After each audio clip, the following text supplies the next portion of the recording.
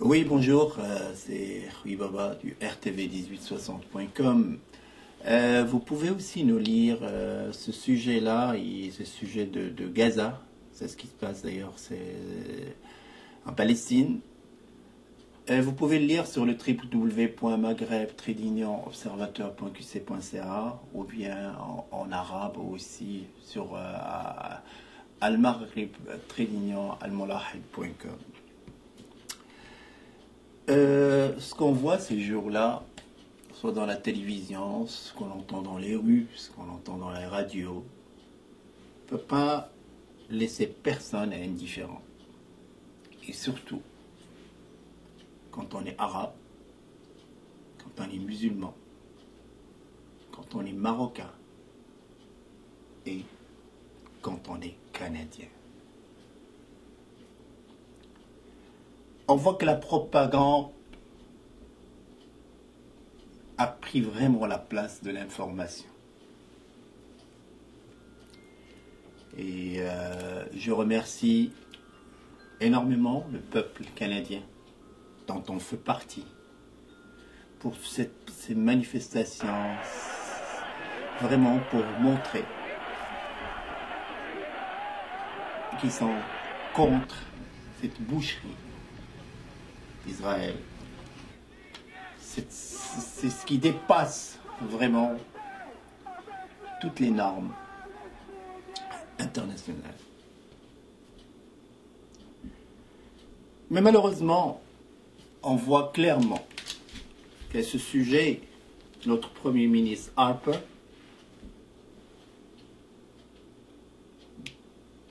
malgré qu'il est dans un gouvernement minoritaire, va à l'encontre de ce qu'il pense la rue, ce qu'il pense le peuple canadien. Nous avons essayé, d'ailleurs, ce qui nous a scandalisé, c'est lorsque on était, et je dis bien on était, le seul pays au monde qui a voté pour une résolution du Conseil des droits de l'homme des Nations Unies. On a voté en tant que Canadien. Non.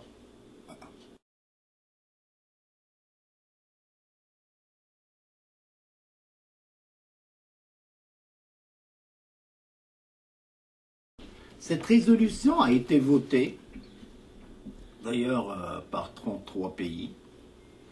Puis il y a 13 abstentions. Et le Canada est le seul pays à avoir voté contre.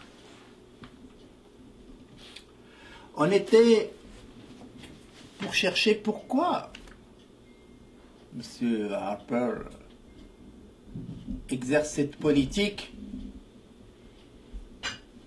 votait toujours pour Israël et votait toujours contre la Palestine.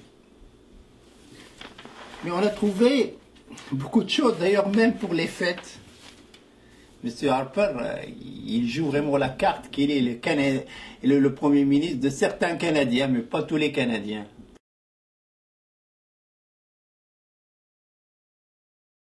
Dernièrement, quand il y avait M. Gilles Duceppe du Bloc québécois qui soutenait cette coalition, là il dit « Ah, c'est pas bon parce qu'il est soutenu par des séparatistes. » Ce sont des Québécois. Ça existe, ils existent encore, ils sont là. Et puis, M. Gilles Duceppe et ses membres du Parlement, du Bloc québécois, ils sont élus. Mais d'abord, ils représentent la majorité des Québécois, alors on ne peut pas ignorer ça. Alors, dans les fêtes, M. Harper, on voit plein de souhaits, surtout dans les fêtes juives. Et ça, c'est jamais pour les musulmans. M. Harper, même le 4 décembre, juste dernièrement,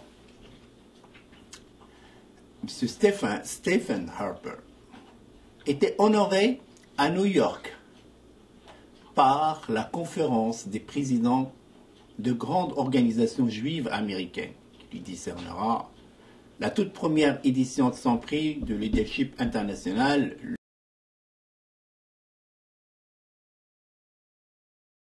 à la réception, ainsi qu'à la cérémonie de remise de prix. Puis il a même accepté ce prix au nom du Premier ministre. Puis dans un communiqué, dans ce qu'il a envoyé, M. Harper, il dit « Je suis honoré d'être récompensé pour avoir amélioré les relations de l'Occident avec Israël. Le Canada appuie Israël et appuiera tout pays prêt à faire confiance à ses citoyens et respecter les principes de liberté, de démocratie, de respect, de droit de la personne et la primauté du droit. » Je ne vois pas, il est où le respect du droit de la personne à Israël. Je vais juste vous dire, c'est qui cette organisation qui a remis ce prix-là à New York à M. Harper. Il est fondé en 1954, ce qu'on appelle la conférence des présidents des grandes organisations juives américaines, est vouée à la promotion de l'État d'Israël aux États-Unis, représentant 50 organisations juives américaines, nationales, à vocation religieuse, philanthropique ou civique. Elle est l'organe central de coordination de la principale tribune des délibérations de ses membres sur les grandes questions nationales et internationales qui intéressent les Juifs. Vous allez voir dans notre reportage aussi un discours que M. Harper a prononcé au mois de mai 2008 pour fêter le 60e anniversaire de la création de l'État d'Israël.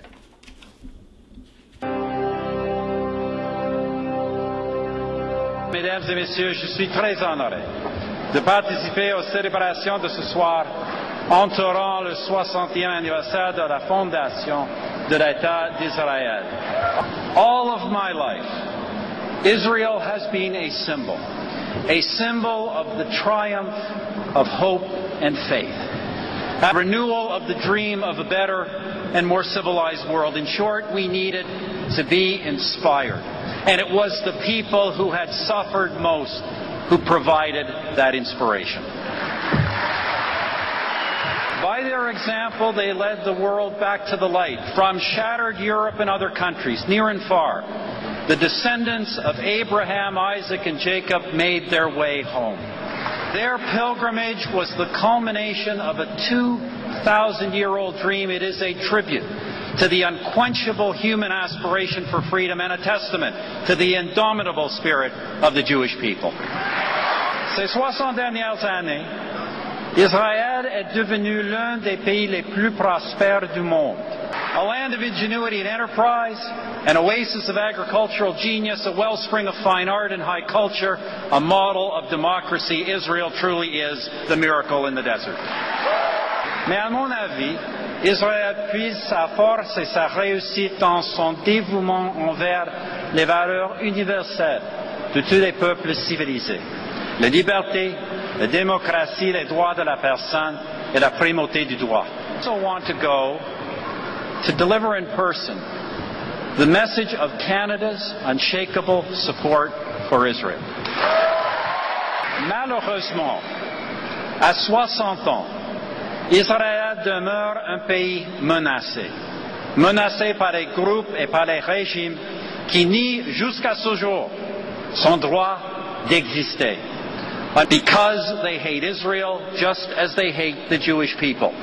Let me tell you, friends, our government believes that those who threaten Israel also threaten Canada. Dans cette bataille incessante, le Canada est côte à côte avec l'État d'Israël, notre ami et allié dans la famille démocratique des nations. We have stood with Israel even when it has not been popular to do so, and we will continue to stand with Israel just as we have said we would. Happy 60th anniversary. Merci beaucoup.